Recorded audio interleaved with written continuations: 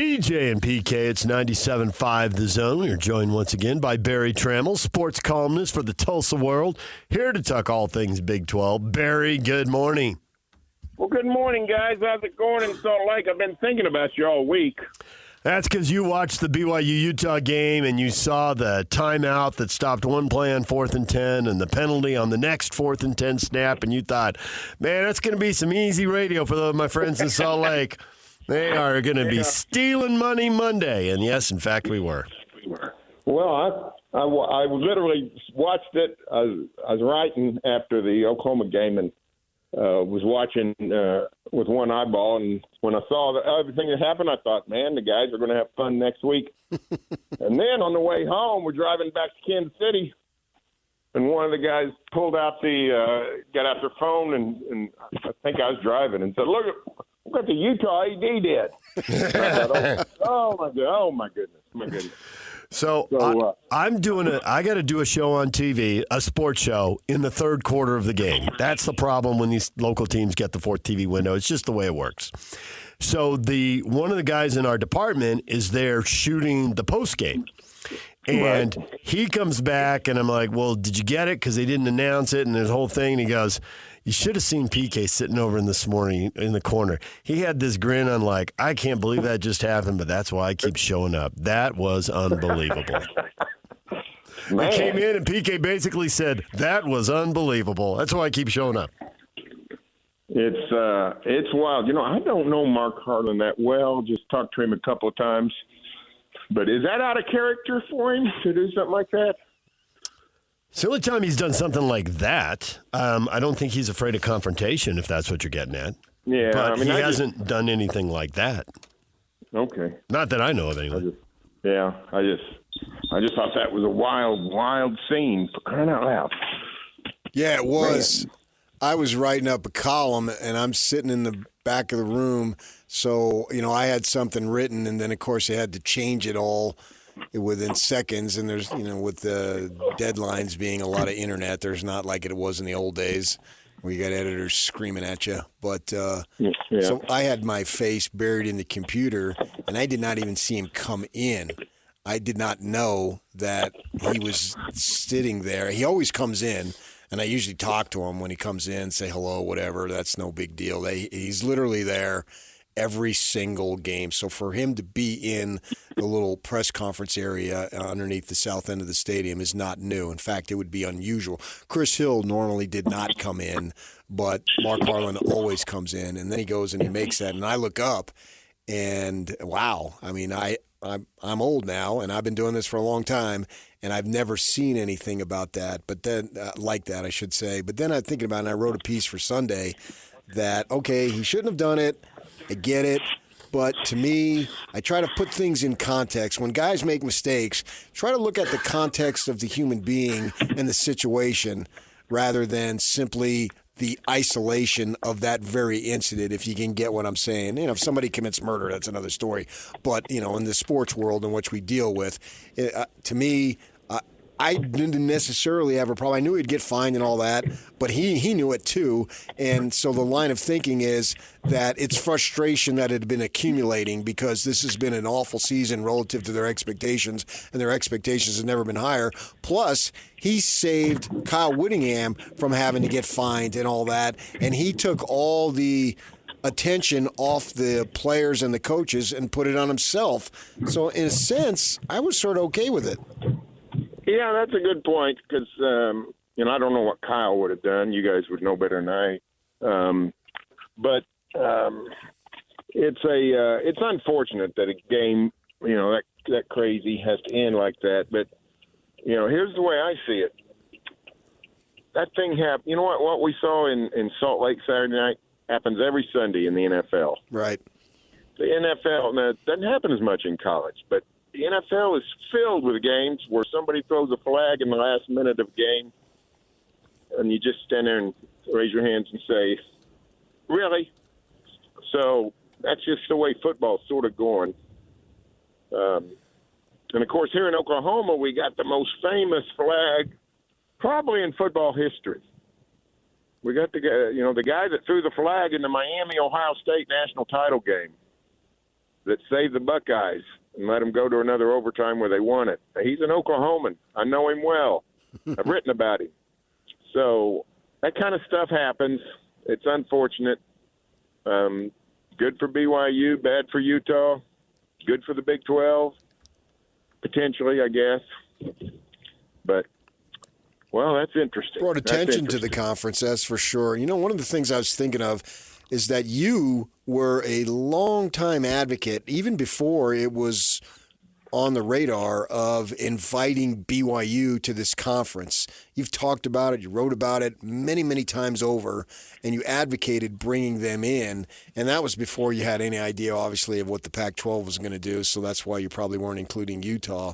But I'm thinking, for attention of the conference, this is the reason why you brought BYU in, and the reason why Berry Tramel was talking about it for years. Well, yeah, and the other thing is this. Everybody, we had a lot of time in the car over the weekend, and everybody's talking about, Colorado might make it Arlington. That'd be great for the Big 12, blah, blah, blah. I said, well, no kidding, but let me tell you, the Colorado is only part of the dream scenario. A BYU-Colorado game, because BYU's following and worldwide reach, that would be a pristine matchup. And that's exactly, I was thinking about Cavani, and his last few years have gone just so-so, and everybody popular, everybody loves him, but there's a limit to how much you'll let a coach go. And for him to have a season like this, get by BYU, second year in the conference, ranked 6th in the country, unbeaten, headed for the playoffs as long as they take care of business. Just what a great time for BYU. And I hate it that controversy came into it. If BYU is going to win, I just wanted them to win. If Utah is going to upset them, just upset them. You hate it when this kind of thing happens. But man, it's a great time for Brigham Young to have this kind of season. Crying out loud. The most recent game is the one we focus on, and certainly we're local, and the game is local, and there's going to be a lot of emotion. But that is not the worst call at the end of a game involving a Big 12 team this year. If you haven't Googled Tulane, Kansas State, and you see the offensive pass interference that Tulane had to take when they scored the tying touchdown. Well, the touchdown was made a 1-point game. They got to kick the extra point to tie. Maybe they go for 2 in the win. Who knows? But that flag, this flag was, you can argue, was a gray area. There's a reverse angle from the far sideline where the defensive holding against the Utes looks way worse than it does on TV. It really doesn't look like much on TV. But from the other side, which is the angle the ref had, you see more of a grab of the jersey outside the shoulder pads. And so it's more understandable. But that Tulane-Kansas State thing, that was just brutal. Brutal. There was no gray area. That was a terrible call. And here's the thing. Tulane's 7-2. Their losses are to K-State and Oklahoma, and they're still in the fight for a group of 5. Yeah. The group of 5 bid to the playoffs. So that's a massive call for Tulane. But, my point, my theory is in modern football, that's a call that's made all the time. Now, I hate the call. If we protected our children the way we protect our wide receivers, what a country we'd have. But just the proliferation of defensive back penalties just drives me nuts. Mostly on Sundays. I think they do a better job than in college of not going overboard, but you still see it's just a natural. You see what receivers do after every incomplete pass. They turn and look for the flag just because they're so used to it, and it's just a culture that we sort of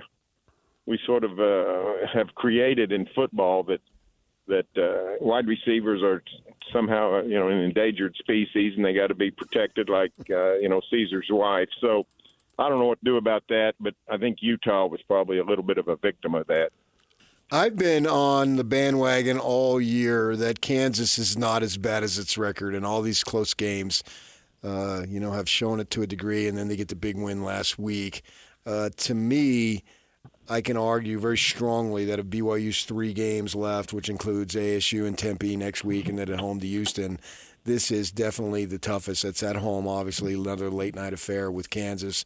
But if I'm the Cougars, man, I am on high alert to make sure I'm playing as well as I can because I think Kansas can come in and win this game because even though they're 3-6, as one of the BYU coaches said, they're the best 3-6 team in the country, and we often hear that as more of a cliche, but I think that that's true in this case. Well, here's the truth about Kansas. When Jalen Daniels doesn't commit turnovers, they're a load. I mean, they're a bowling ball of butcher knives. You don't know what to do with them. But he's been turning the ball over like crazy this season. He didn't do it at Iowa State, and they win 45-36. So they're hard to stop, but sometimes they stop themselves. So I think that's the key. I think if he'll turn the ball over, I think BYU wins easy. But if he doesn't turn the ball over, it's anybody's game. So, I've sensed some frustration out of KU this year because they did have high expectations. They thought they were sort of back in the business of big-time football. But it's been a kooky year. They don't even have a home field. They played their road game or their non-conference games at the soccer stadium in Kansas City, and then the home games are at Arrowhead. But like last week, Iowa State came down, and I think Iowa State had 40% of the crowd. KU's done a nice job getting their crowd back up, but it's still not the same when you're not on campus. So all these expectations, but it's sort of a dud year to do it, and then a dud year for their star quarterback to play loose with the ball. So that's the key. Jalen Daniels is the key to this game, I think. We got a poll question up that says, which 7-2 team should BYU want to face in the Big 12 championship game? ASU, Colorado, Iowa State, or K-State? And I think people are taking this a couple different ways. Do you want to face the best team? And a lot of people are voting for Colorado. Then there's one, whether you want to face the easiest team. I'll let you take it any way you want. Which 7-2 team should BYU want to face in the Big 12 title game? Well, I think Arizona State's the easiest to beat. But Arizona State can't get there without beating BYU next week, so I don't think the Cougars want that. Iowa State's defense has sprung a leak. They're hurting. They got a great defensive run for 8-10 years since John Heacock became coordinator, but they got some injuries. They're starting to take on water. That might be a team BYU could go in there and just fundamentally beat just because they're going to be able to move the ball. I would want to avoid Colorado just because of the sideshow. I think the Big 12 title game is pretty cool. I don't know that it needs the carnival that Deion Sanders creates. It's great if the Big 12 is great for them, but it's not great for the opposing team. So, K-State might be the best team, period, out of that group. BYU didn't see them at their best. Those 5 minutes or 7 minutes, whatever it was, kooky things happened, and BYU avalanched them. That was just sort of cosmic. BYU hasn't really done that to anybody else. K-State hasn't done it against anybody else. I probably would want to avoid Kansas State and probably play Iowa State even though Arizona State's the easiest to beat, I would say. Did I see that the Oklahoma administration gave Venables the vote of confidence spiel? I'm wondering how well that was received. Well, most people sort of understand the buyout's just silly. $44.8 million. We were talking the other day. You remember what year when Gus Malzahn got fired at Auburn? That was 4 years ago or so. Yeah. The buyout was like $19 million, and we were all aghast. Yeah. We were all like, "What? You're literally going to pay that guy $19 million to go away?" It's like 4 years ago. And then along comes Jimbo Fisher in Texas A&M. And A&M just, sells an oil well and says, "Goodbye, Jimbo." That's it. $76 million. And so since then, we've all just become jaded to think, well, it's $44 million. It's not A&M money. We act like it's not that much money. It's an unbelievable money. I went to the Regents meeting at OU Wednesday or Tuesday, whatever day it was, and I sat there because I never go to the Regents meeting. I don't know how long they last, so I went there for the start, and everybody else was bored. The other OU beat corps was there, and they were bored. But I thought it was fascinating because they had the Regents do some talking, committees. They were dabbering. I didn't get much out of that. But then they had the two presidents from satellite universities, Cameron University, Rogers State University. They come and talk about what's going on their campus. They talk about their needs. And, one of them talked about, we had a water main break, and we had to fix it, and we found it was good because it allowed us to find a gas leak we didn't know about. So we need this much money to fix these leaks. And then the Rogers State University president talks about the HVAC needs. Their air conditioning system is antiquated. They're going to have to do something about that. And then the three deans from colleges at OU get up and talk about what's going on. And I got to thinking, here's a poor administrator that needs like $700,000 to fix the air conditioner and has to really ask for it and hope you say yes. And you're really thinking about paying somebody $44 million not to coach football? I mean, is that where we're at? That is where we're at. To me, sitting through a meeting like that was so instructive. Because, like, the dean of engineering get up and talks about all the great things going on. And, like one of the things they've done in Oklahoma the last several years is that they got a new cancer center in Oklahoma City and Norman, and we're putting one in Tulsa later in this year. And that just came out of research at OU and philanthropic endeavors by a certain family. And when you think about how many people that helps and affects, and I think they gave $13 million or something to get it kick-started. And what $13 million can do, Oral Roberts University was in bad financial shape about 15 years ago. And the people that own Hobby Lobby, the Green family, they're here in Oklahoma. And they bailed ORU out. They gave them $68 million. Got them out of debt, got them up and running. They made some demands on what stuff, but ORU was glad to do it. So they really saved Oral Roberts University. At the time, my brother was a Bible professor at a small Christian university here in Oklahoma, Southwestern Christian University. And that night, when I heard about the gift to Oral Roberts, I asked my brother, I said, what could you guys do? This is like a 600-student enrollment school. I said, what could you do with $68 million? He looked at me, and you know what he said? What? He said, you know what we could do with $1 million?